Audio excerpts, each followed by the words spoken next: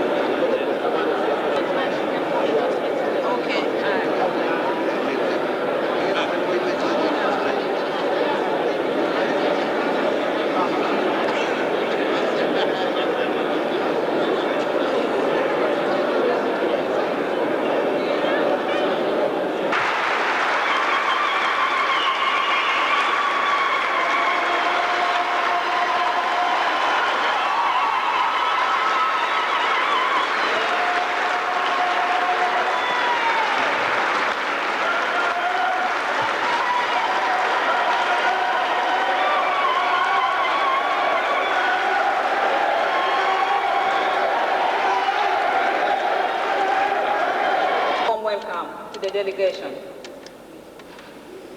May I take this opportunity to introduce them? On my left is Dr. John Garang Mabio.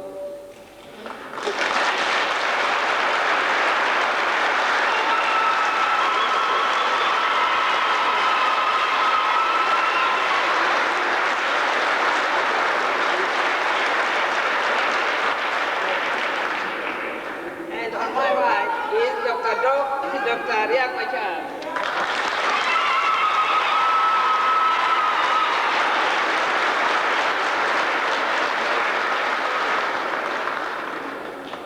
And on my second left is Commander Waniga.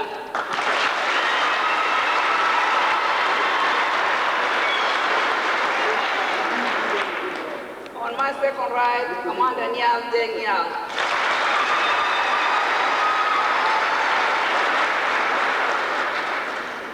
On my third right, Dr. Samson Kwaje.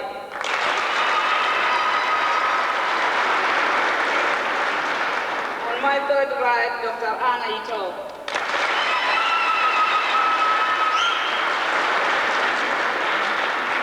On my fourth left is your host, Commander Stephen Park.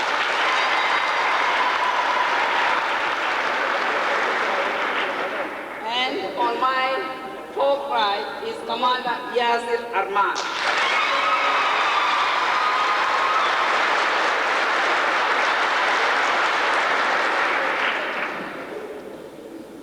Before we embark on our business of the day, since we are going to talk about the 19 years war in the Sudan, could I please call upon you to stand up and have 1 minute silence for the 20 million who perished away during the struggle. Thank you.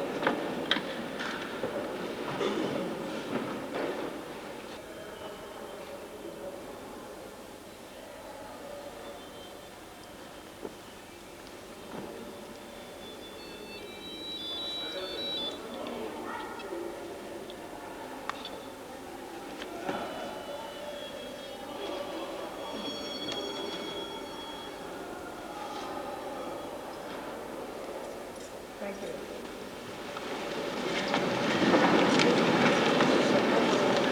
Ground rule number 1, all mobile switch off, please.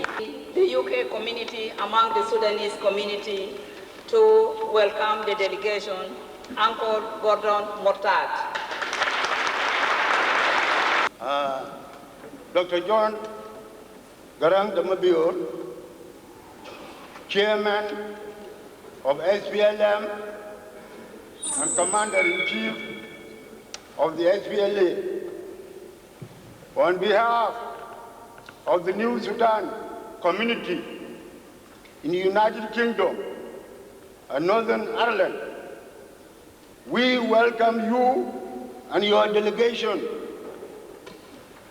We also wish to seize this opportunity to congratulate you and Dr. John and Dr. Riek Machar for having signed an agreement for unity.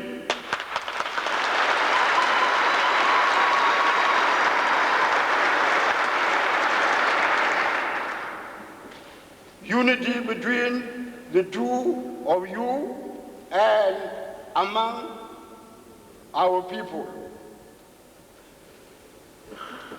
Majority of our people believe that unity is the only way forward. It has been the only way forward, and is still the only way forward, and will remain the only way forward.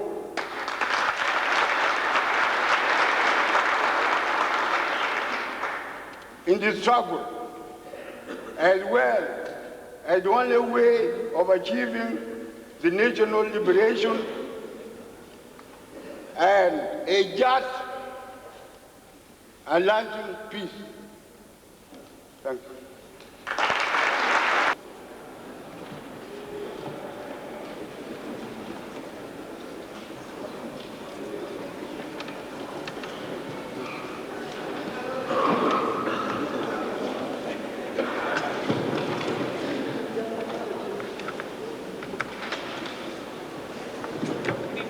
Before I call upon the chairman to give his presentation, perhaps it is good to know a little more about him.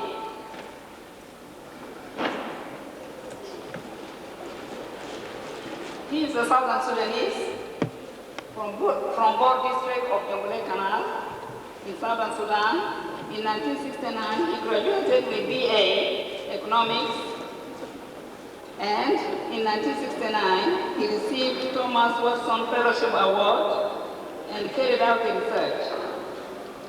After his research, he was awarded a scholarship to go to the United States of America, to Iowa University, but he turned it down. Instead, he decided to join the Anyanya movement. And in 1972, when the peace agreement was reached, all those who were freedom fighters then were absorbed to the Sudan government forces, and he was taken in as a captain. In 1974, he attended the Infantry Officers Advanced Course at the United States Army Infantry School.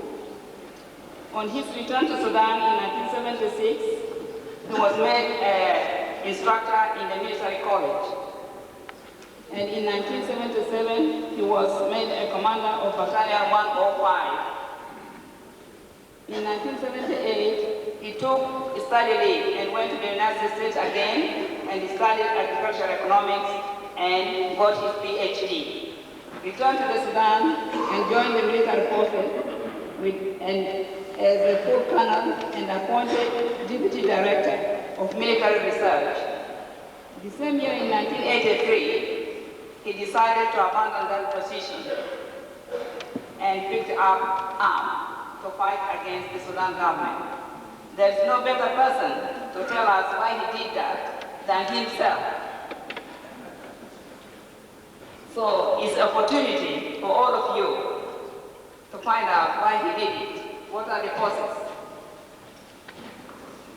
Now, may I call upon?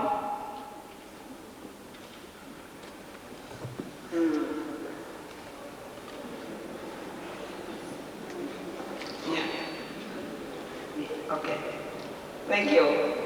I'm being told protocol-wise. I did the training protocol, so I made some grievous error. Now,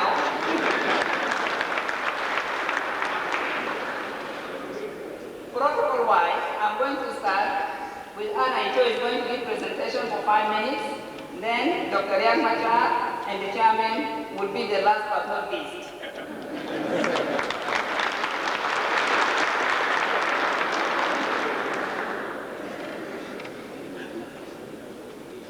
Yes, may I invite Anna Ito now to give her presentation? Yes.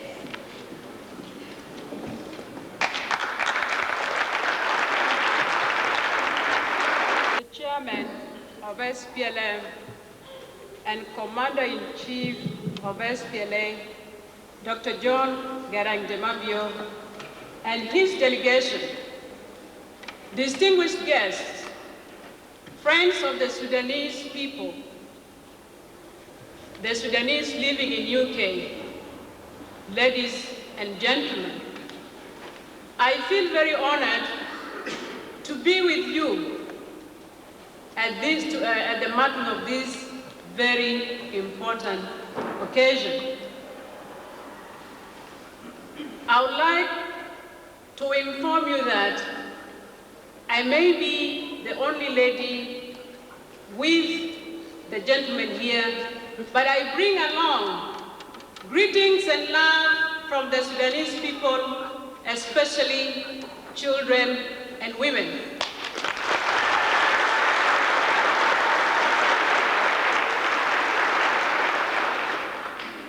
They asked me to remind you that war or conflict is like a snake that enters into your house. What people normally do in the first instance is to take cover or run away for security. But nobody leaves their home for a snake. They normally go grab a stick and come and beat and kill the snake, throw it out and come to live comfortably with them.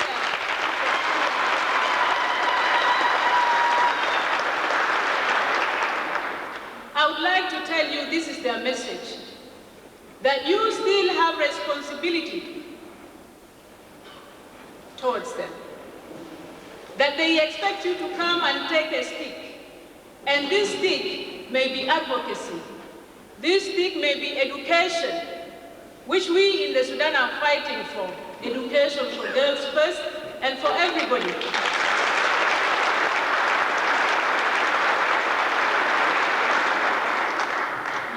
Your stick could be investment. Your stick could be contribution towards building the machinery that is required to make the new Sudan. Because it will never happen alone. Once the enemy and the oppressor is not there, you have to complete the objective. Justice, peace, and liberation for all.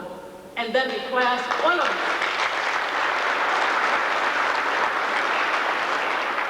In 5 minutes, I can't say all that I would have loved to, but I have a list of things that if anybody has time to come and pick up, that we are promoting, particularly for the communities, for the civil society, and for the women who are central to the liberation struggle. We are central to the Sudanese society, whether in time of peace or in time of war. We take care of the children. We produce food. We are forced to provide shelter and security. And when we go to our farms, we meet landmines. We are bombed. We are shot using helicopter gunship. If you have been listening to news, unfortunately I don't have pictures now, you would listen, you would have heard of the suffering, the drowning of pregnant women in the river as they're being chased by the thoughtless, heartless regime. SPLM has come a long way. It has provided political space for women to develop, but we also have a long way to go. Women cannot do it alone. In our liberation struggle, we have to go hand in hand, helping each other and never losing the way. Thank you very much.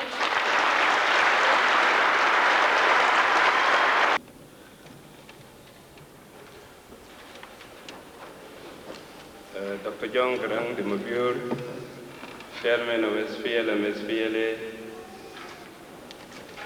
ladies and gentlemen.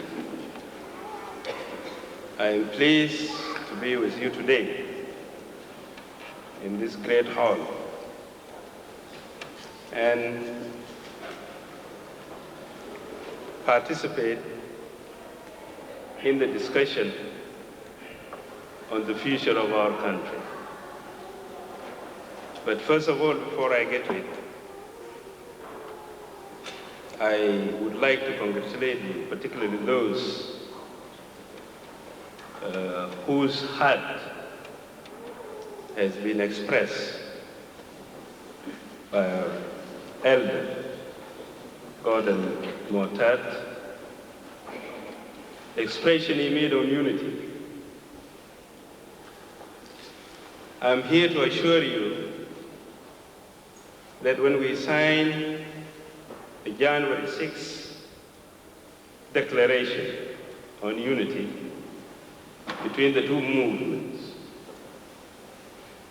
I'm here to assure you that this is a fact. This is what we have longed for. And if there is somebody who has been doubting, please let him take it that the liberation struggle has united.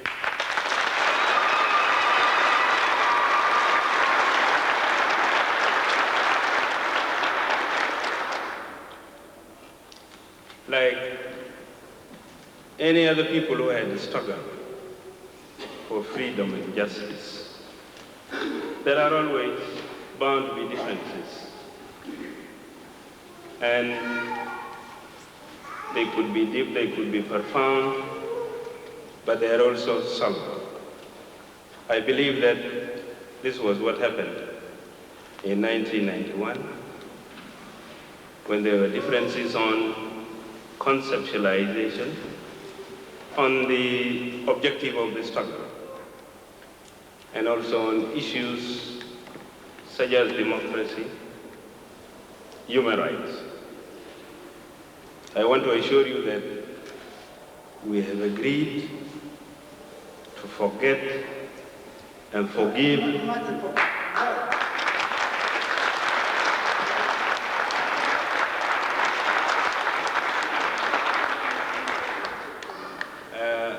I said we have agreed to forget the past and start a new chapter.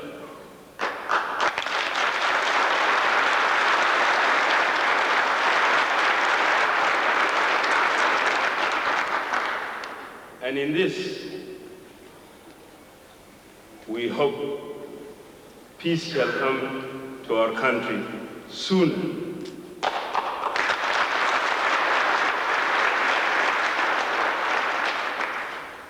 And let me talk a little bit about peace.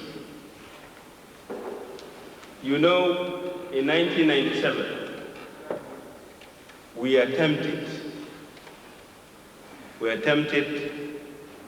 to make peace with the present regime. But those who were in Sudan and anybody who has been following has also noted that the present regime is not serious about bringing about a peaceful settlement to the conflict in the Sudan. In that 1997, we had concentrated on one single issue, the issue of self-determination to the people of Southern Sudan. Because we looked at it, that the conflict is basically southern driven. And if the people of Southern Sudan are ceded the right to exercise self-determination, then the war in the whole Sudan will end. I still believe that this is the issue. But does the regime in Khartoum see it that way? No, it doesn't. Although, when the regime came to power, it floated the idea that if the South wants exercise of self-determination, they would be ready. We have tested the regime. We have tested the regime. We feel it did not honor its side of the agreement. Not because self-determination is a difficult issue. Even if